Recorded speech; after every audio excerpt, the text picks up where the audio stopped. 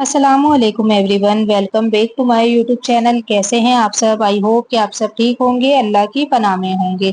तो आज का बयान उन दिलों के लिए है जो कर्ज के बोझ से दबे हैं, उन लोगों के लिए है जिनकी रातें नींद से खाली है, जिनकी आंखें सिर्फ आंसू से भरती है, जिनका हर पल यही सोचता है कि ए अल्लाह, मैं इस कर्ज को कैसे चुकाऊं।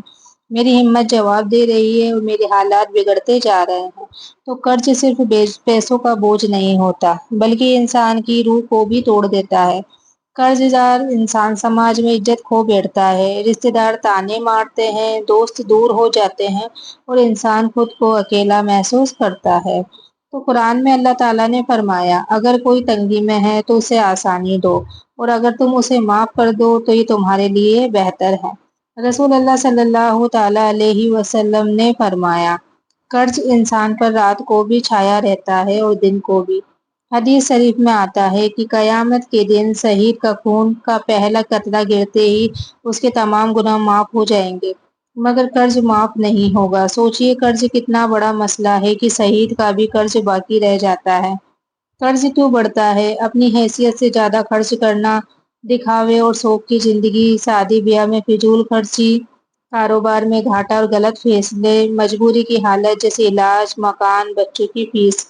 तो कभी कभी हालात इंसान को ऐसा बना देते हैं कि वो चाहकर भी बच नहीं पाता।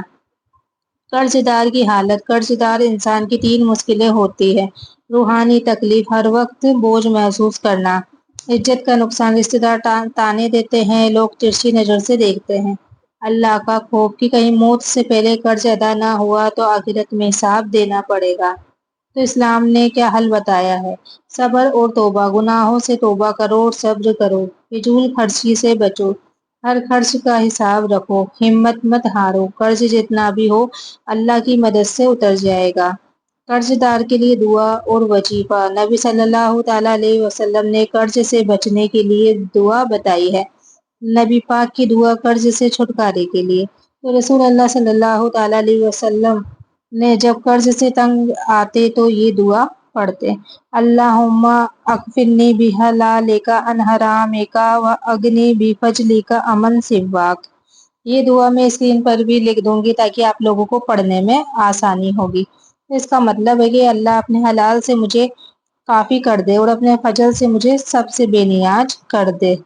तो जो शख्स इसे ईमान और यकीन से रोजाना पढ़ेगा, अल्लाह उसके लिए रास्ते आसान कर देगा।